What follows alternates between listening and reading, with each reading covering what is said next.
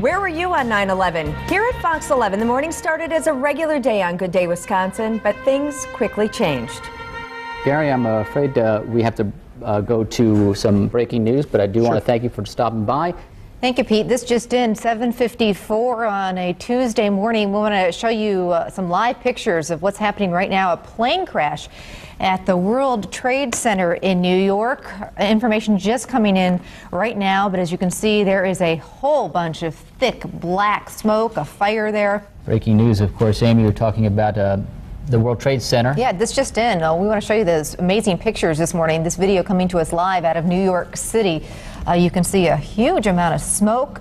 A plane apparently crashed into the World Trade Center in New York. A lot of people work in this building every day, and the hole is huge.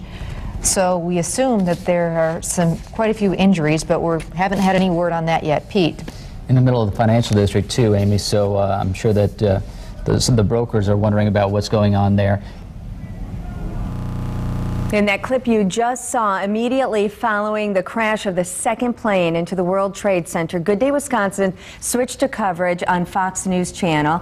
Amy and Pete were on the anchor desk, as you saw that day, and this morning we're talking about what it was like to cover an event like that, a once-in-a-lifetime experience in our jobs to ever have to cover something like that. And Amy, when you watched that, it was weird. Pete and I have been watching lots of the coverage, and we can't get enough of it. What is it like for you watching it? Well, first of all, I didn't realize we had the tapes, and Pete told me that not only we have the tapes, but I had written on black marker, never erase these tapes. So that's the first time I've seen the video. It's something I think about all the time, but I've never seen the video, so it was really weird to see. But I think, as you said, Rachel, I was a news anchor before the whole cooking thing for 20 years, and at 4 other stations besides this station. So I always knew, that there was going to be one story that would really,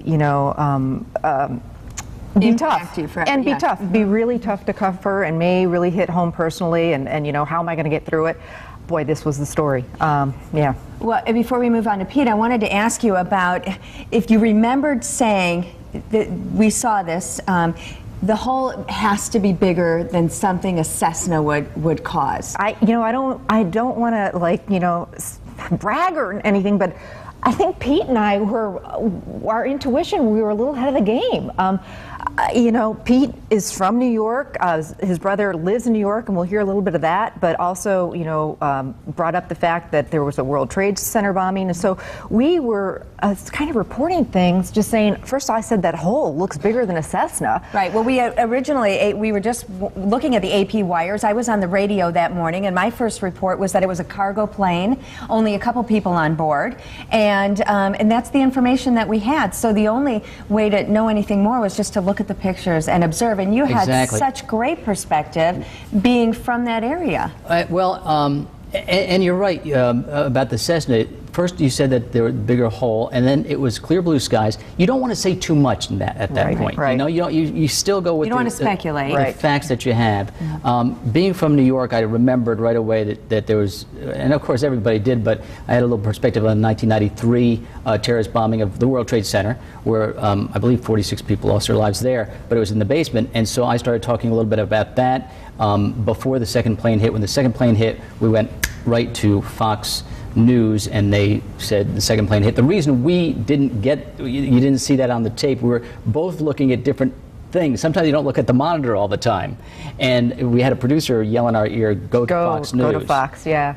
I immediately called my brother, who lived about 2 miles away in New York, and I thought, I'm never going to get him, because we had reports about the fact that the telephones were down. Right away I got him, and so we went on with an interview, and his perspective, because he did see the second plane hit later on, about probably within 10 minutes. And we do have a little bit of that interview. We'll listen to that for a moment. Ed, you said it was huge. Was it a commercial liner? Could you tell? It definitely looked like a jumbo jet, just from the naked eye, standing about 2 miles away, it looked just like any jet that you would take on a commercial flight. I heard it, it was unbelievably like a video game. You saw the plane, you saw the impact, the fireball, the smoke, and then felt the the vibration in the air about, a few seconds later. Pete and I are sitting here, and we are shocked and nervous, thinking, could there be another one? You being right there 2 miles away, how are you feeling emotionally right now?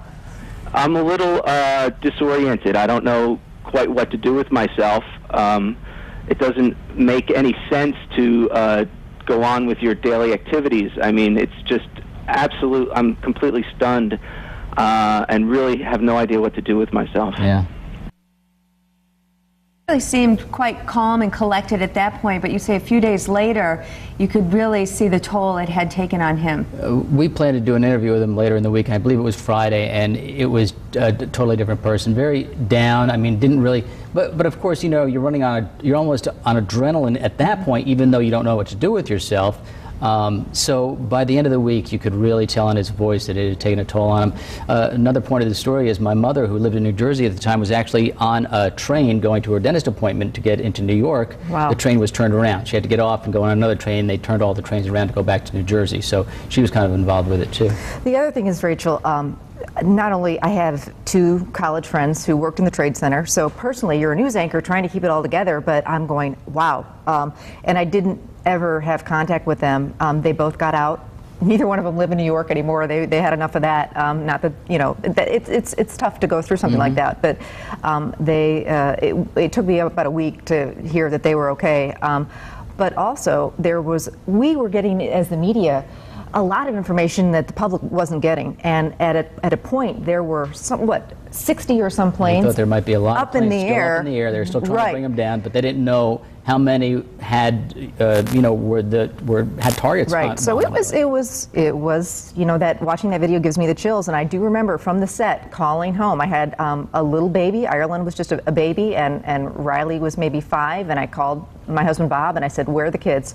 Just make sure the kids are fine, and I got to be right here." And we were on the set I don't know how long, but everybody has their own perspective on that day. Ours is maybe a little different, and I feel like we did okay though. Yeah, I remember later in the week, like Saturday came around, and I remember getting up on Saturday morning, and of course we went to total nonstop Fox News after our show until I believe it was Sunday. I think I'm fairly certain we were the last station in town that went back to local programming because folks wanted to have that information. And on Saturday morning, I woke up and I turned on the TV, and I felt drained. And I said to Sarah, I said, I think I'm tired. And they said, no, I think I'm depressed. I'm just sad. You don't have time to think about it when you're reporting on it. Right. And once you do, then it hit you. It really did. And I think a lot of people maybe got that feeling a little bit earlier. But no matter if you had people in New York or not, as you said, everybody called home. Everybody called a loved one to see if they were okay. Just to, you never know when something like that's going to happen. Right? I mean, when something catastrophic, heaven forbid, should happen, in your life, you want to say, I love you to those people. Or Right.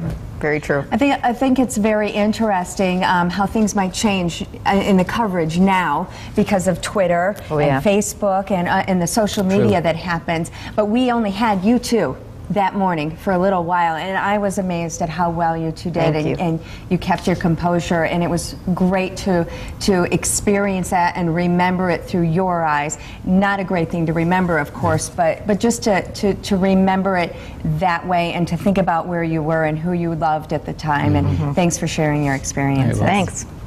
And we'll be right back. You're watching Good Day Wisconsin.